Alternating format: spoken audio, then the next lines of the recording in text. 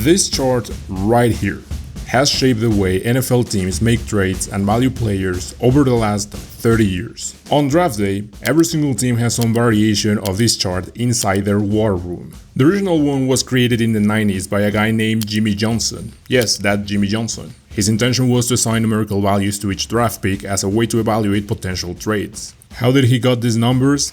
He eyeballed them by analyzing the little data he had available at the moment. Now here's the crazy part. Even with all the advanced data-driven models we have today, NFL teams still make draft day decisions that track Jimmy Johnson's model closer than any other model. According to it, the first overall pick is worth about 3 times more than the 16th overall, and oddly enough, that tracks, at least when it comes to money. The average rookie contract for the first pick is nearly 3 times the size of what the 16th pick earns. So far so good, it seems logical, until you look at what these picks actually produce. Because when you compare the salary paid to the value returned, the whole thing falls apart. The performance does not follow the money, not even close. And yet every year teams keep drafting like they're pulling $1 million loot packs. So how did teams got here? Paying millions of dollars to 22-year-olds who might or might not be able to turn their franchises around. And more importantly, why do they keep doing this? Well, let's start from the beginning. The draft was born in 1936 to solve a very big problem. Bad teams could not sign good players. Even if they offered the same amount of money, top talent usually signed with the big franchises of the time. So, Eagles co-owner Bert Bell came up with a radical fix after failing to recruit then-star prospect Stan Koshka, who ended up signing with the Brooklyn Dodgers. A draft, in reverse order of record, giving the worst teams a chance to draft top talent for their franchises. This leveled the playing field for a while until players, teams, and perhaps more importantly, agents learned how to work the system in their favor, creating a zero-sum game. Agents realized they had the upper hand against teams when negotiating the rookie contract of their client. While the team drafting the player had exclusive right to negotiate with said player, the player could still refuse to play for the team, opting instead to sit out the entire season and re-enter the draft the following year in hopes of getting drafted by a better team. However, the only way to pull this off was by having some insane leverage, such as A. being a multi-sport star like John Elway or Bo Jackson, B. having Manning as your last name, or C. some kind of ownership backing.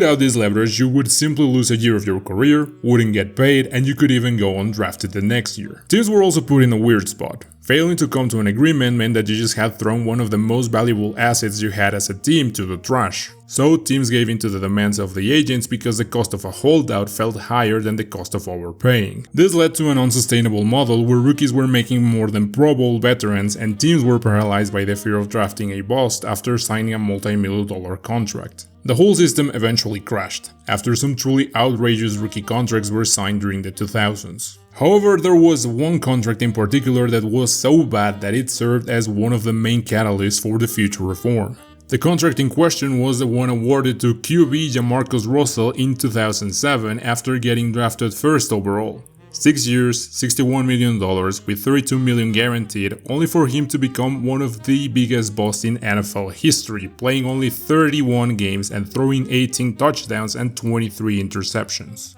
All this tomfoolery finally came to an end when the rookie wage scale was introduced in the 2011 collective bargaining agreement, fundamentally changing how rookies, and especially first-rounders, are paid. Instead of open negotiations, rookie contracts are now pre-slotted based on draft position and tied to the league's overall salary cap. That means that the contract value for each pick is almost predetermined, including salary, signing bonuses, and length. For example, in 2024, the first overall pick, Caleb Williams, signed a deal worth $39.5 million over 4 years. Meanwhile, the 32nd pick, Xavier Worthy, signed for less than a third of that, $12.5 million to be exact. The wage scale finally removed the leverage agents once had, capped rookie spending, and gave teams more control and flexibility, especially when drafting high-risk, high-reward positions like quarterback. We can't even see how the wage scale increased the value teams got out of their first rounders. There is a stat called WAP, Weighted Approximate Value, created by Pro Football Reference that tries to measure a player's total impact across their entire career. And then there's the DrAV. Same idea, but it only counts the value a player gave to the team that drafted them. In a perfect world where every pick lives up to the expectation, those two numbers should track closely, but they don't. At least, not always. During the 70s and the 80s, they were almost neck to neck. But why? Well, because back then free agency wasn't really free. Players couldn't just leave, there were all kinds of restrictions, first refusal rights and compensation peaks, so teams got to keep the talent they drafted. But then the 90s hit, free agency opens up, and suddenly the gap widens. Teams draft well but lose all their stars. All that value is just gone. Then in 2011, the rookie wage scale changes everything. First rounders are now affordable. Teams no longer have to bet $60 million on a 22-year-old kid who might or might not be the answer. Now, teams could hand out superstar contracts to those players that had actually proven themselves on the field. Is it a perfect system? Not at all. Caleb Williams is still making nearly 3 times the average NFL salary in his first year without playing a single snap of professional football. And as we saw earlier in the video, the monetary value assigned by the rookie wage scale doesn't necessarily track the actual performance of these players on the field. It's the reason why economists found this sweet spot in the middle of the second round where the picks are most likely to be good enough NFL players to justify their contracts. Because from a purely numerical standpoint, they're right, it doesn't make sense. You're paying a premium for the top pick not because they're guaranteed to be great, but for the chance that they are. It's a very expensive coin flip. And the reason why the math always looks bad is because you're drafting these players at their absolute peak value, the most expensive moment of their careers. Anything short of a franchise-changing talent feels like a waste. I also think people forget how scarce actual game-changing talent is in the NFL, especially at the quarterback position. Anyone with a pulse can tell you that this is a bad trade, perhaps the worst in NFL history. We've all had a good laugh at the Panthers' expense and think they're dumb until you consider that the last QB to take them to the Super Bowl was Cam Newton, who they selected with the first overall pick of the 2011 draft. Just think about it this way. In the last 20 years, over 80% of the teams that have made the playoffs did so with a quarterback they drafted.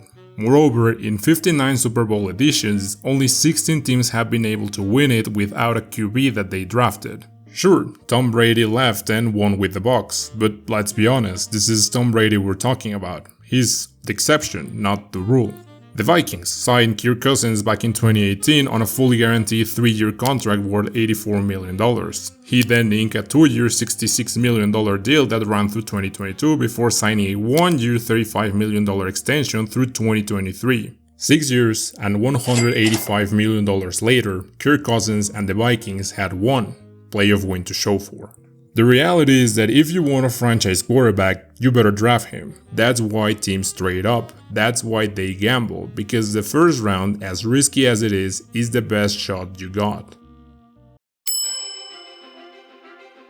First round picks are valuable, but only in the right context. You need the right hands at the right moment, because talent alone isn't enough. 1,000 things have to go right for a player to succeed. The coaching, the culture, the talent around. Some arise to the moment, and some realize they didn't have it in them. We can build charts, run simulations, and measure every single aspect of these players' lives. However, there are things that we can't quantify, the so-called intangibles. Because greatness doesn't always come from a D1 school. Run a 4.3 or launch 60-yard bombs. Sometimes talent slips through the cracks and falls to the second, fourth, or seventh round.